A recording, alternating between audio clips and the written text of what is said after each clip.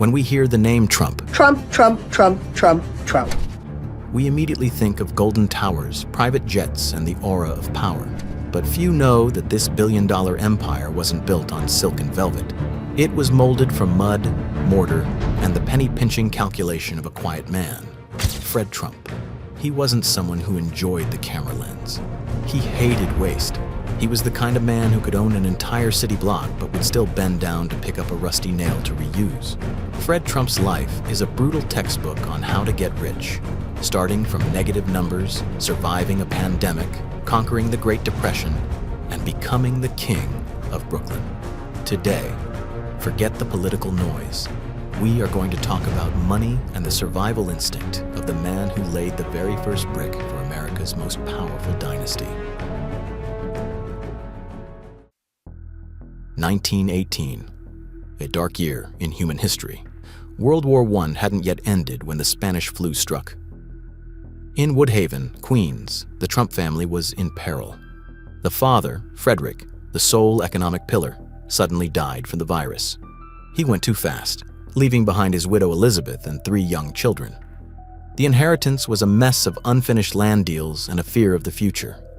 At that time, the eldest son, Fred Trump, had just turned 12. At an age when kids were playing marbles and shooting water guns, Fred stood before his father's grave and understood that his childhood was over. No one forced him, but Fred took upon himself a colossal responsibility. It is said that right after the funeral, Fred told his mother, "You just take care of the house and the kids. I will handle the money and the work outside." A 12-year-old boy saying that, can you believe it? But Fred didn't make empty promises. In the following years, Fred lived a double life. In the morning, he went to Richmond Hill High School like his peers. But the moment the final bell rang, Fred would sprint to the unfinished construction sites his father left behind. A 15-year-old boy, small in stature, walking among burly masons and tough material suppliers. How does a child make those adults listen? Not by shouting, but by sheer grit. Fred scrutinized everything. He learned how to mix mortar, how to lay bricks, and how to plumb. He wanted to know every nook and cranny so no one could cheat him. His mother, Elizabeth, a tough German woman, founded the company Elizabeth Trump and Son. She handled the paperwork and signed the checks, since Fred was underage, while Fred managed the field. In the early 1920s, America fell in love with automobiles. Ford Model Ts filled the streets. Fred Trump, with the eye of a born merchant, saw an opportunity others missed. People were racing to buy cars, but houses in Queens at the time had no parking space. Fred came up with the idea of building garages. He started contracting to build prefabricated garages for neighbors. Simple, fast, cash in hand. But the most admirable thing about Fred Trump in this period was his discipline and frugality. There is a famous anecdote that his employees later whispered to each other. At the end of every workday, when the workers had left, Fred Trump would walk a lap around the construction site. He wasn't taking a stroll, he was picking up nails. The nails that were dropped, bent, or scattered, he picked them all up, took them home, and straightened them out to use the next day. Outsiders sneered, "Oh, what a cheapskate, so rich yet greedy for a nail." But for Fred, it was a philosophy of survival. In construction, the profit lies in what isn't thrown away. It was this picking up nails mindset that helped Fred Trump survive and thrive, while more generous competitors went bankrupt one by one. By the age of 20, Fred had finished his first house and sold it for $7,000, a huge sum at the time. The orphan boy had officially become a player on the New York real estate chessboard. 1929. Boom. The Wall Street stock market crashed. The Great Depression hit like a tsunami swallowing America. Banks closed, companies went bust, unemployment soared to 25%. In New York, stories were told of investors losing everything and choosing a tragic end. The construction industry was clinically dead. No one had money to buy houses. No one was building anything. Fred Trump's sites were silent as a grave. Everyone thought, that's it. This kid Fred is definitely bankrupt. But Fred Trump didn't jump. He sat down and calmly observed. He asked himself, when people don't have money to buy houses, what do they still have to do? The answer, they still have to eat. No matter how poor, you still have to put something in your stomach in the morning. So, while competitors were weeping, Fred Trump executed a sharp pivot. He put construction aside and switched to selling food. In 1933, Fred opened a food store in Woodhaven named Trump Market. But Fred didn't open a normal grocery store. He applied a concept brand new at the time, the supermarket. Back then, when you bought groceries, you stood at a counter, read a list, and a clerk would fetch items for you. It wasted time and labor. Fred thought, why hire staff to get items? Why not make customers get it themselves? So he created the serve yourself model. Customers walked in, grabbed a basket, picked their goods, and paid at the counter. His slogan was, serve yourself and save. He cut staff to the minimum. He sold eggs, milk, and meat at the cheapest prices in the region because of low operating costs. The hungry population, seeing cheap prices, flocked in like moths to a flame. Trump Market was packed. It kept Fred's cash flow healthy while the rest of America was gasping for air. A year later, when the store was doing incredibly well, what did Fred do? He sold it. He sold it to the King Kulin supermarket chain for a hefty profit. Why sell? He only used the supermarket to weather the storm. Now that the storm had passed, he took that lump of cash and returned to his main game, real estate. In 1934, President Franklin D. Roosevelt established the Federal Housing Administration, FHA. The goal was to pump money to stimulate construction and help the poor get housing. The government would guarantee bank loans for contractors. Most contractors at the time were scared. They feared red tape. They feared getting involved with the government. But Fred Trump saw something else: free money. He realized the FHA was a magic wand. The mechanism was simple. Fred drew up a project, the bank lent the money, and if Fred defaulted, the government would pay, meaning zero risk. Fred dove into the FHA game like a shark smelling blood. He began building mass low-cost housing in Brooklyn. And this is where Fred Trump's genius, or cunning, was revealed. How did he become a tycoon from these low-cost projects? The secret lay in appraisal skills. For example, to build a building, the actual cost was $1 million, but Fred would submit paperwork to the FHA, estimating the cost at $1.2 million. The government approved a $1.2 million loan. Fred took the $1.2 million home. With his pick-up-every-nail management talent, he squeezed construction costs down to just $900,000. Result: the building was finished, and Fred pocketed $300,000 in cash before selling a single unit. He called it profit before the shovel hits the dirt. Thousands of red brick houses sprung up in Brooklyn. They weren't beautiful. They were boxy, clunky, looking like military barracks. But they were solid, warm, and the rent was cheap.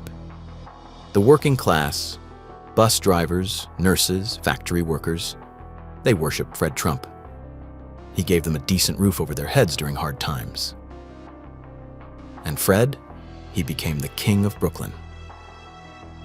He went to collect rent in a shiny Cadillac, but in the trunk there was always a set of work clothes and a bucket of cleaning supplies. By the end of the 30s, Fred Trump was a bona fide millionaire. But he never rested. No vacations, no lavish parties. His only joy was seeing stacks of rent money arranged neatly on his desk at the end of the month.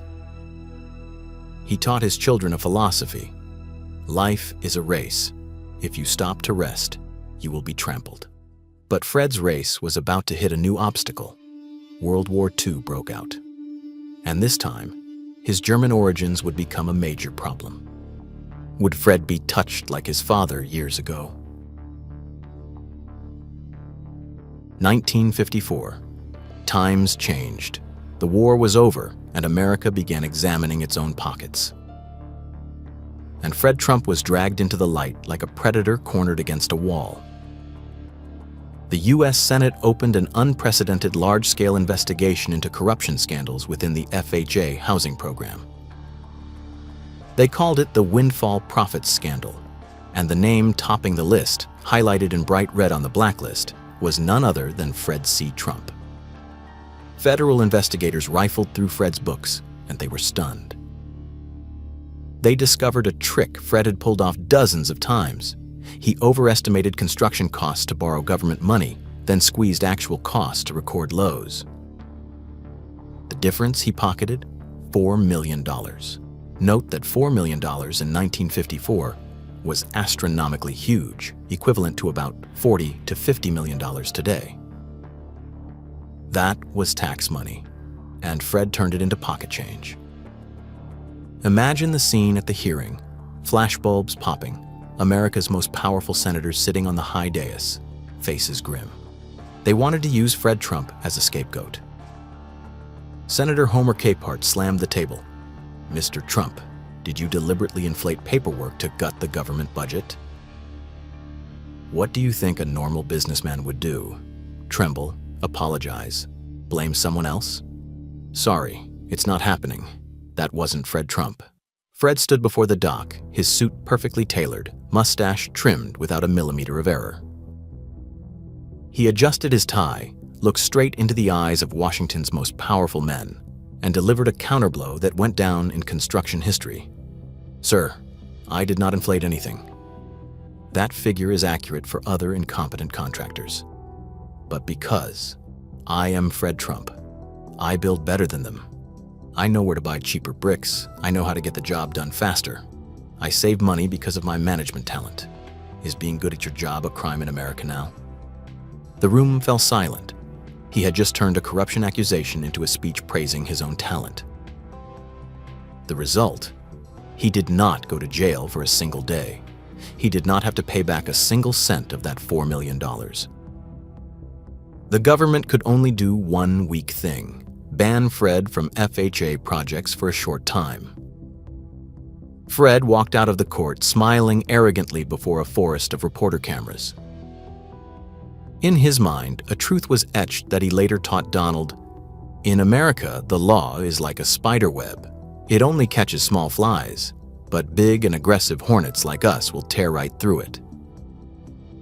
But Fred Trump wasn't just good at making money off the government's back. He was also a ruthless landlord. In the 1950s, Fred built Beach Haven, a massive apartment complex in Brooklyn. From the outside, it was dreamlike, clean, and secure. It was advertised as a paradise for the middle class. Among the tenants was a special figure, Woody Guthrie. Guthrie was a folk legend, author of the national anthem, "This land is your land." He was a fighter for equality and the poor. Guthrie lived in Beach Haven for 2 years, and he gradually realized this paradise was actually as a prison for the privileged. He hated Fred Trump to his very core. Why? Because Guthrie discovered a brutal, unwritten rule. Although New York law forbade racial discrimination, Fred Trump established a highly sophisticated filtering system. When a person of color came to the office to rent, Fred's staff would smile warmly and accept the application. But the moment that guests turned their back, the staff would pull out a pen and silently mark a letter C, short for colored, in the corner of the paper. An application with a C would never be approved. It went straight to the trash or into a permanent waiting list with the excuse, "no vacancies." Fred believed just one black family moving in would lower his property value. He protected his wallet at all costs. Woody Guthrie was so furious, he wrote a satirical song titled "Old Man Trump." The lyrics were as sharp as knives. "I suppose old man Trump knows just how much racial hate he stirred up in the blood pot of human hearts. He drew a color line here at his Beach Haven family project." That song was lost for years, but justice doesn't sleep. In 1973, the U.S. Department of Justice officially sued Fred Trump's company for systematic racial discrimination. This was a bombshell lawsuit. And who stepped up to argue and defend his father? the young 27-year-old, Donald Trump. Instead of admitting fault and paying the fine, Donald, under Fred's direction, did something insane. He countersued the U.S. government, demanding $100 million in damages for defamation. Although they eventually had to settle, admitting no wrongdoing but promising to change, that case was Donald's first and most important legal lesson. Never admit you're wrong. Attack, attack, and attack until the opponent is exhausted. Fred Trump was filthy rich. He was the king of Brooklyn, with assets totaling hundreds of millions of dollars at that time's value. But he lived an ascetic life to the point of pathology, not because he was humble, but because he was obsessed with control. He rode in a shiny Cadillac limousine with a private chauffeur. But Brooklyn residents often saw a bizarre sight. The luxury car would stop abruptly in front of an apartment complex. Out stepped an old man in a sharp suit, but in his hand he held a bucket and cleaning tools. Fred often went on patrols to inspect the buildings, and he scrutinized details worse than a mother-in-law. Seeing a stain on the lobby floor, he wouldn't call the janitor. He rolled up his sleeves, knelt down, and cleaned it himself. Why would a billionaire scrub floors? He wanted to intimidate the staff.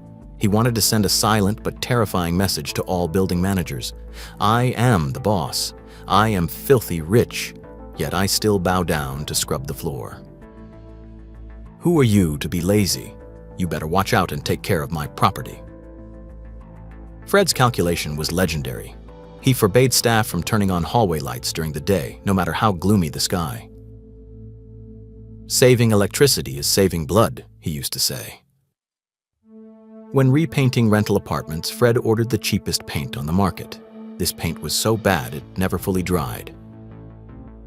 Tenants only had to lean against the wall to ruin their shirts, but Fred didn't care. Paint is for looking at, not for leaning on, he reasoned. He knew the exact price of a light bulb, a roll of toilet paper, and a bottle of bleach. No one could skim even a penny from him. For Fred Trump, money was not a tool to enjoy life. He didn't travel, he didn't party. For him, money was the score in the game of life. Fred Trump had an ambition greater than money, immortality. He wanted the name Trump to live forever. He looked at his two eldest sons, Fred Jr. and Donald. Fred Jr. was a tragedy. He was handsome, kind, loved freedom, and wanted to be a pilot. He hated business, hated his father's cruelty. But Fred Sr. wouldn't accept that. He berated Fred Jr. viciously in front of employees. You are useless. You're just a glorified bus driver in the sky. The father's brutal pressure pushed Fred Jr. into alcoholism and depression. He died young, estranged from the family. Donald Trump, still young at the time, saw it all. Donald understood a truth to survive in this house. To be loved by Dad, I must become a fighter. Donald mimicked his father, breathing fire, aggressive, fearless. Fred looked at Donald and nodded in satisfaction. There it is. Now that is my son. In the 70s, Donald wanted to surpass his father. Fred was the king of red brick houses in Brooklyn. Donald wanted to go to Manhattan to build gold-plated glass towers. Fred initially criticized, land is expensive there, hard to do business, but he still pumped money to his son. People often say Donald Trump started from scratch. Not quite. Fred lent Donald millions of dollars. Donald called it a small loan. More important than money, Fred lent Donald his political connections with mayors and governors. Fred stood behind him, silently clearing the path, teaching his son how to skirt the law, how to handle the press. When Trump Tower rose magnificently in the middle of Manhattan, the aging Fred Trump stood in the corner of the inauguration room. His face was still stone cold, unsmiling. But deep down, he knew He had created an upgraded version of himself. At the end of his life, Fred Trump suffered from Alzheimer's. That was perhaps fate's cruelest punishment. The man who spent a lifetime remembering every nail, every penny, now forgot everything. He wandered his mansion, not remembering who he was, not knowing where his money was. In 1999, he passed away at the age of 93. His funeral was massive. New York officials arrived in full force. Donald Trump stood before his father's coffin. He didn't cry, just like Fred at 12 stood before his grandfather's coffin. Donald knew he owed his father everything. Without Fred's cruelty, there would be no Donald's tenacity. Without the pennies Fred picked up at construction sites, there would be no gold-plated planes for Donald. The story of Fred Trump ends here. A man who started by picking up rusty nails and ended by creating an American president. You can hate him for his stinginess, for his racism. But you cannot deny he was a true alpha wolf who gritted his teeth through adversity so his pack could stand at the top of the food chain. Fred Trump started as a 12-year-old fatherless boy, picking up individual nails at construction sites to feed his family. He walked through a pandemic, through a depression, through scandals to become an uncrowned king. You can despise him for his miserliness. You can hate him for his racism. But you cannot deny a historical truth. If not for the grit and ruthlessness of Fred Trump back then, America and the world today would never know the name Trump. He was the man who single-handedly molded a president, not with votes, but with the belt and brutal lessons at the dinner table. It is the story of the American dream, the raw, unfiltered version.